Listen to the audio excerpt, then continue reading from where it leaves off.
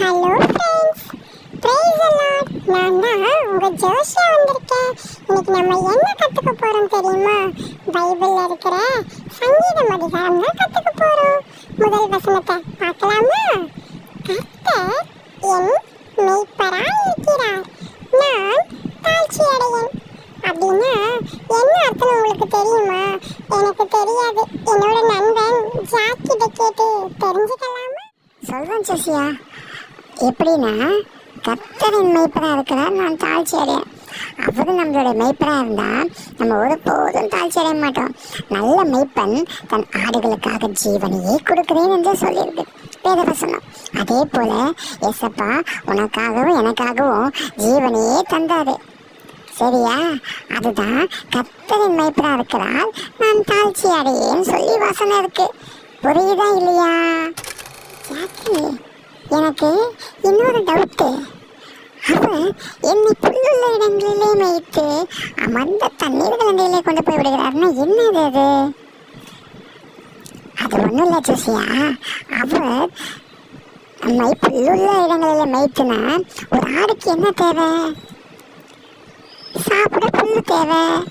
அதுதான் வசனத்தை சொல்லியிருக்குது, புல்லுள்ள இடங்களில் மேய்த்து.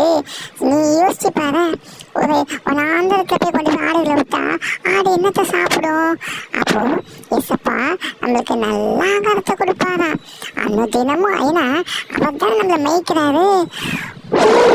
அதனால்தான் நான் டெய்லி நல்ல சாப்பாடாக சாப்பிட்டு இருக்கேனா? இப்போ புரியுது ஜாக்கி. எசப்பா ரொம்ப நன்றி ஏசப்பா, எனக்கு சாப்பாடுலாம் தரீங்களே, நன்றி ஏசப்பா. இது ஜோசியா, இதுக்கே நீ நன்றி சொன்னீனா? அப்போ அடுத்த வசனத்தை நீ படிச்சினா, அவர் உன்னை அமர்ந்த தண்ணீர் கலண்டிகளை கொண்டு போய் விடுகிறாராம். அமர்ந்த தண்ணீர்னா என்ன? அமர்ந்த தண்ணீர்னா இப்போ ஒரு தண்ணி ஓடி இருந்தா அந்த தண்ணி சவுண்டு எப்படி கேட்கும்? அப்புறம் அந்த தண்ணி எப்படி சுத்தமாக இருக்குமா? கலங்கலாக இருக்கும்ல, மண்ணெல்லாம் அப்படியே பொழுதெல்லாம் கலப்புல. ஆமாம் ஆமாம் ஆமாம், நான் பார்த்துருக்கேன். அதே மாதிரி தான் அமர்ந்த தண்ணீர். உன் வாழ்க்கையில் எந்த பிரச்சனையும் வராதபடி, அப்படியே பிரச்சனை வந்தாலும் அந்த பிரச்சனை எல்லாம் வச்சு ஏசப்பா பார்த்து சரி செய்து விடுவாரா? ஓஹோ, அதுதான் வசனமா? ஏசப்பா என் வாழ்க்கையில் நானும் யோசிப்பேன், எப்போல்லாம் பிரச்சனை வருதோ அது எப்படி தன்னாலேயே சரியாயிடுதுன்னு யோசிப்பேன்.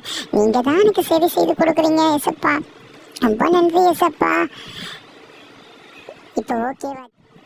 நீ ஜாக்கு, ரொம்ப தேங்க்ஸ் ஜாக்கு. நீ எனக்கு ஒரு நல்ல நண்பன். நீ தான் எனக்கு எல்லாத்தையும் சொல்லிக் கொடுக்குற. நான் உனக்கு நல்ல நண்பன் தான். மனுஷன் நீ நம்பாத. எப்போ வேணா நான் உன்னை விட்டு ஓடி போகலாம். நீ ஏசப்பாவை நம்பு. ஏசப்பா தான் உனக்கு எல்லாம் சொல்லிக் கொடுப்பாரு. உனக்கு நான் அதை சொல்லித்தரேன். எனக்கு யார் அதை சொல்லித்தரா? ஆமாம் ஆமாம் ஜாக்கு, உனக்கு யார் அதை சொல்லித்தரா? எனக்கு ஏசப்பா தான் எல்லாத்தையும் சொல்லித்தராரு. ஏன் தெரியுமா? என் நண்பன் ஏசப்பா தான். ஃப்ரெண்ட்ஸ், உங்கள் நண்பன் யாரு? இன்னிலேருந்து என்னோட பெஸ்ட் ஃப்ரெண்டு நீ மட்டும் இல்லை, என் பெஸ்ட் ஃப்ரெண்டு ஏசப்பாவும் தான்.